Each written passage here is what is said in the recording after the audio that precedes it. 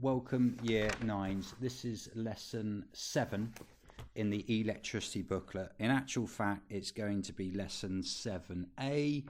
There will be a 7B to follow. Once again, we have a simple series circuit. This is rule number 3, the last rule for a series circuit.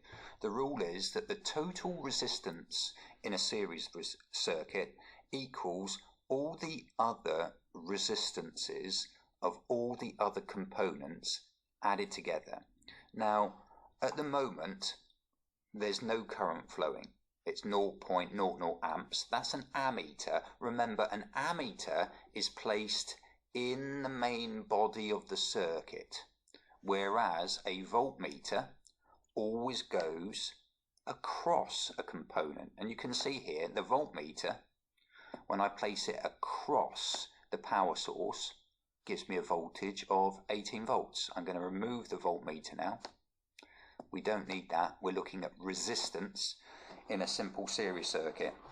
Now, this is a very dangerous situation here. All you've got is a power source, some wires, and an ammeter. There's very little, if no resistance at all, which means a huge amount of current can flow.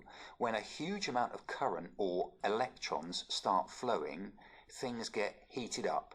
So hot, in fact, that they can cause a fire. So if I were to make this circuit complete, you can see straight away a huge amount of current is flowing, vast current. Look at the value on the current on the ammeter there, and that is going to cause a fire. It's very, very dangerous. So I break the circuit for a second. Now what I'm going to do is add in a resistor. Now this resistor here has a resistance of 10 ohms. So I'm going to break the circuit, put the 10 ohm resistor in, and we should quite quickly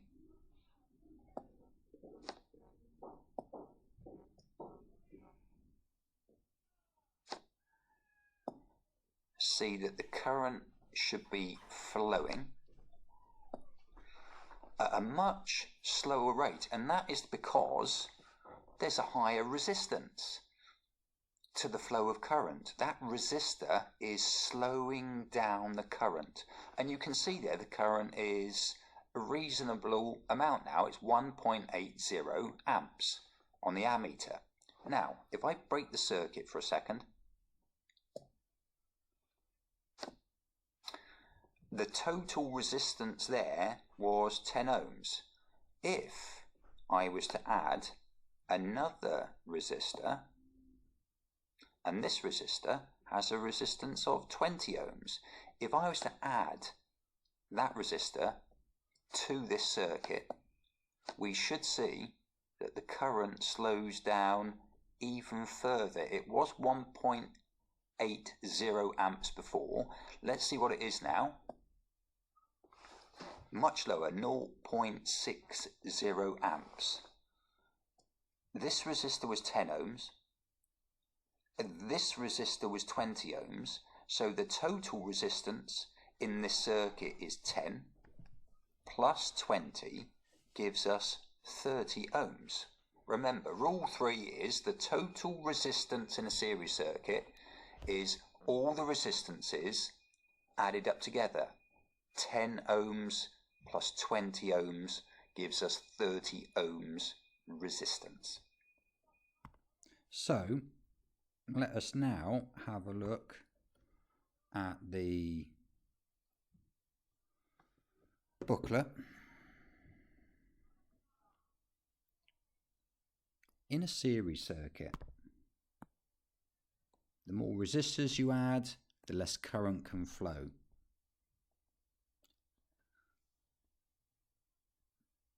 It's like roadworks or traffic lights.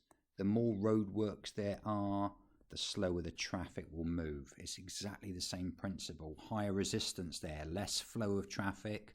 Higher resistance, more resistors, less flow of current. So,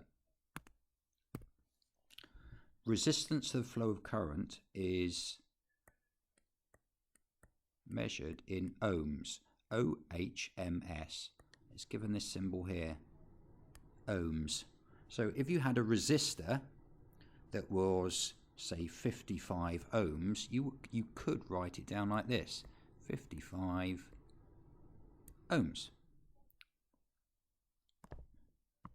Now, let us work out the total resistance. This is question 1 in the circuit above. You've got two resistors there, one at 23 ohms, one at 55 ohms. It's 2 marks, so they're expecting you to write down the workings. So it's 23 plus 55, 78 ohms. Let's go on to the next one. Question 2. What is the total resistance in this circuit here? Well, we've got 2 resistors, 17 ohm resistor and a bulb that offers a resistance of 45 ohms. Add those 2 together and you get 62 ohms. And the final one in this lesson 7a, before we go on to lesson 7b, we've got a total resistance of 35 ohms and we have one value, 12 ohms. How do we work out the other value at y? The resistance at y will equal 35, take away the 12, and that gives us 23 ohms. That will be the end of this first bit of the lesson. This is lesson 7a, 7b to follow.